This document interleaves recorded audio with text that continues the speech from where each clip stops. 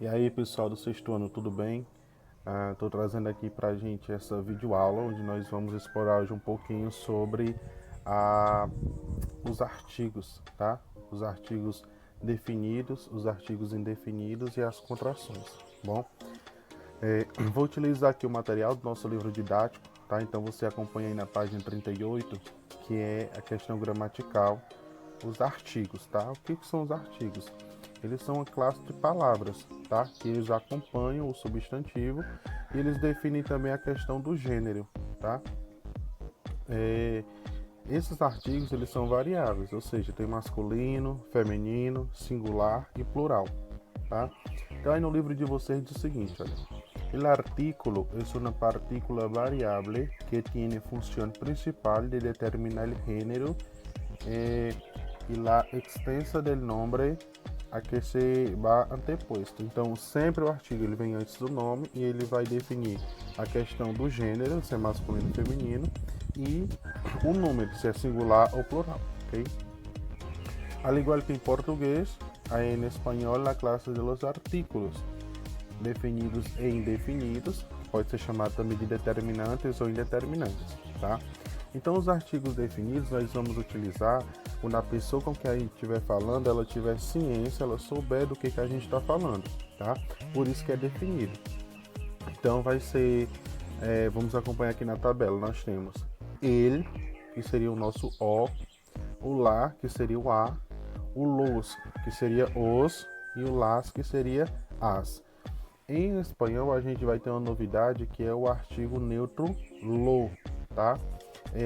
Como já está dizendo, ele é neutro, ele não vai mudar nem de gênero, masculino e feminino, nem de número singular e plural, ok? Nós temos aqui o exemplo. El aluno comprou el libro. Então nós temos aqui ele, do artigo o, aluno, substantivo. Então ele está acompanhando aqui o substantivo, comprou o livro, tá? Então o aluno comprou o livro.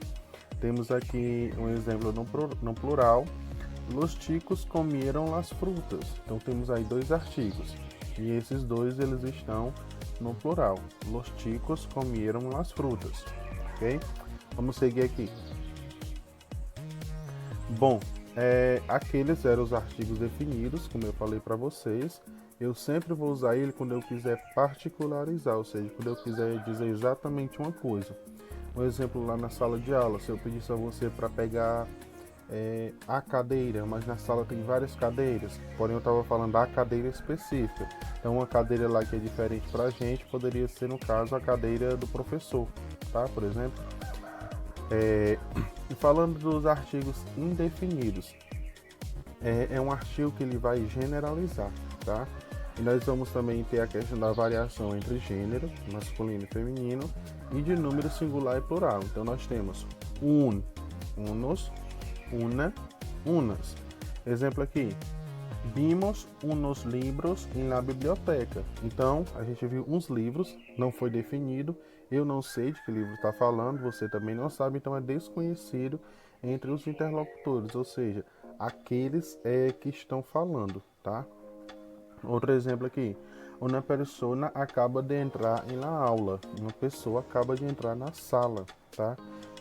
Provavelmente nem eu nem você a gente ia conhecer essa pessoa. Por isso que ele é indefinido, ou seja, ele não está dizendo especificamente de quem que ele está falando. E aqui nós vamos ter a novidade, como eu falei para vocês, em espanhol existe o artigo neutro, o lo, ele não é masculino, nem é feminino, nem é singular, nem é plural, tá? Ele vai servir especificamente para ele substantivar uma palavra, tá?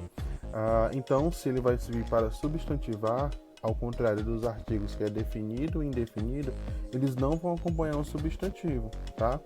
Um exemplo, lo lindo del jardín es la entrada principal. A coisa bonita do jardim é a entrada principal. Lindo é um adjetivo, não é? Aquele que a gente qualifica os seres. Então, se eu coloco lo antes, ele deixa de ser um adjetivo e passa a ser um substantivo, tá? Então, temos aqui o exemplo. Lo difícil del español son los verbos. Então, difícil vale para aquele mesmo exemplo que eu já dei anteriormente. Difícil, ele é um adjetivo.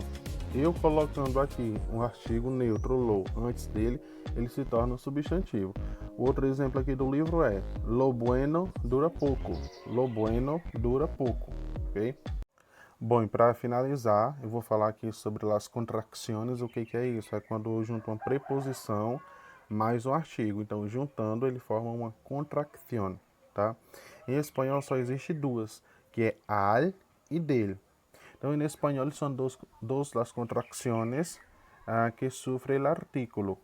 Al, contracción de la preposición a mais o artigo el, tá? Então, seria em português o nosso a mais o o, fica a contração ao. Nós temos aqui o exemplo. Vamos al teatro mañana. Voy al colegio todos los días. E o outro exemplo de contracção, que eu falei que em espanhol são duas, é o del, que é a preposição de mais o artigo definido el. Exemplo: vengo del trabajo muy cansado. Estou cerca del centro de la ciudad. Então, em espanhol são dois os tipos de contração, somente o al e o del. Em português seria ao e do. Então, só recapitulando aqui, vou colocar aqui uma tabela para a gente resumir. Artigo definido são aqueles que são usados pelos interlocutores, eles sabem de que está falando. Os artigos indefinidos, as pessoas não sabem de que está falando, é uma ideia geral. E o artigo neutro lo, ele vai servir basicamente para substantivar uma palavra. O artigo lo, ele tem outros usos, porém esse não é o momento da gente explorar, ok? Vou estar deixando para vocês uma atividade do Classroom, tá? E qualquer dúvida é só você comentar lá na atividade que ele responde.